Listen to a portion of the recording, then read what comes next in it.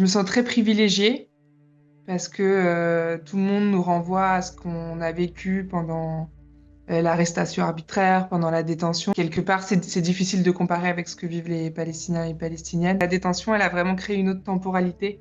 Donc la mer me semble déjà très, très lointaine.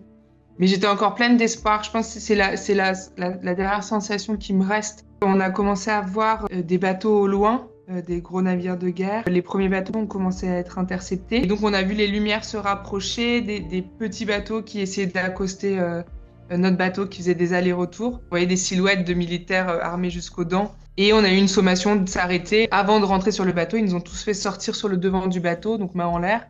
Et ensuite, ils sont montés. Je me souviens avoir eu cette sensation de trouver un mélange de paysages magnifiques. On était en mer, on voyait avec les lumières au loin, les vagues, le ciel était magnifique.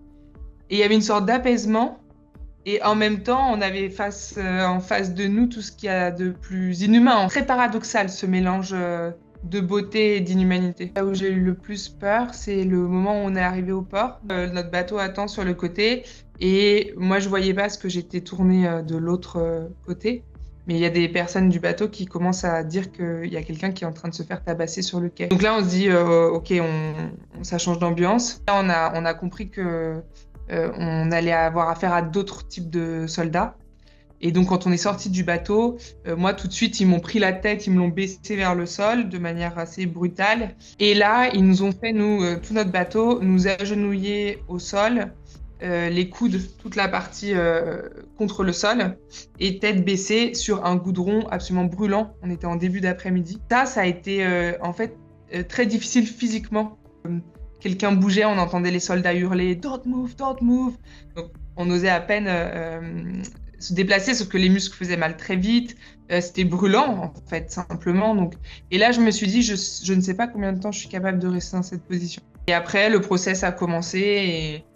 Et là, je pense qu'il y a eu pas mal de sidération de l'absurdité des questions, de l'absurdité des réflexions, un mépris hallucinant et une succession d'humiliations. On a été emmenés dans une prison dans le désert de Negev qui s'appelle Christot. Et c'est une prison de haute sécurité pour terroristes. Un des points les plus difficiles de toute la détention, de toute cette partie-là, c'était que nous n'avions aucune information. Et ça, en fait, c'est quelque chose qui est extrêmement compliqué de plus se repérer dans le temps. À la sortie du port, on refuse de signer un papier où ils voulaient nous faire reconnaître qu'on était entré illégalement en Israël et donc qu'on demandait notre déportation au plus vite, sauf qu'on a été arrêté arbitrairement dans les eaux internationales. À partir de ce moment-là, c'est-à-dire qu'on ne savait pas dans quelle prison on allait. Et on a été mis dans une fourgonnette où tout est fait pour...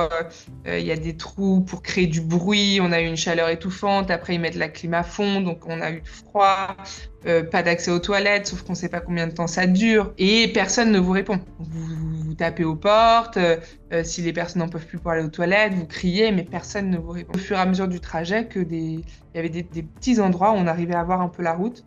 Et donc là, il y en a qui connaissaient et qui arrivaient à lire et qui disaient « En fait, là, on va vers le désert de Negev. » Donc on arrive là-bas, là, on est mis dans une grosse cage. Et puis on a été mis en cellule. Nous, on était 10 dans une cellule avec 5 lits.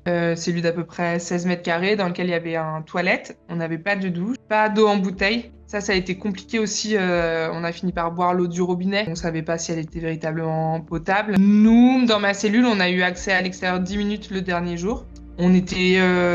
réveillés très régulièrement, donc ils viennent avec des boucliers, taper très fort contre les portes. Beaucoup d'hurlements, beaucoup de tentatives d'intimidation en fait. La première nuit, on a été 2 cellules où, je sais pas, il devait être 3-4 heures du matin, et il y a une dizaine de personnes qui arrivent avec Ben Gvir, avec caméra, en nous hurlant de se mettre donc collés au fond de la cellule, ils se mettent autour de nous à nous hurler dessus qu'on est des terroristes, on tue les bébés juifs, que tous les Palestiniens et Palestiniennes sont des terroristes. J'ai eu la sensation d'être dans une dystopie. Notre cellule, on avait une vision sur un immense drapeau israélien avec une photo de Gaza bombardée, avec un intitulé Nouvelle Gaza. Donc on relativisait aussi beaucoup, c'est-à-dire que tout ce qu'on pouvait subir, on savait qu'on touchait même pas du doigt ce que vivent les Palestiniens et Palestiniennes emprisonnés. Nous, on a eu la visite du consul 2 fois. La première fois, je pense, ça a duré 10 minutes.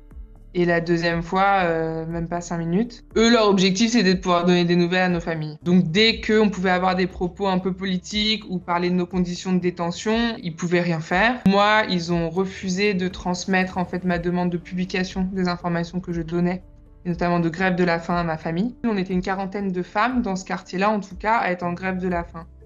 Et ce qui était très compliqué, c'est que cette information n'était pas médiatisée. Moi, j'avais pas accès à un avocat, j'ai pas eu d'avocat du début à la fin. Et le retour n'a pas du tout, à ma connaissance, été organisé par la France. On s'est retrouvés à Athènes, il y avait des représentants du consul d'Athènes, simplement pour nous permettre de contacter nos familles et de gérer nous-mêmes la prise d'avion jusqu'à la France. Du début à la fin, une expérience humaine assez inédite. J'ai découvert la Palestine. Plus on est informé et plus la vérité, elle éclate à la figure. Je me souviens quand on est arrivé au port, j'ai partagé avec d'autres personnes qui étaient à côté de moi combien c'était difficile pour moi de me retrouver aux mains d'Israël. Et on m'a répondu, mais tu n'es pas en Israël, tu es en Palestine occupée. Et là, j'ai eu l'impression, effectivement, au contraire, que c'était presque un cadeau de toucher le sol palestinien. Et après, c'est évident que de toute manière, c'est qu'un début. Si jamais on a un véritable cessez-le-feu, il y a un énorme risque d'une tentative d'institutionnalisation de l'occupation. Et donc, il faudra absolument pas baisser les bras, en fait. Et il faudra pas baisser les bras jusqu'à la libération de la Palestine.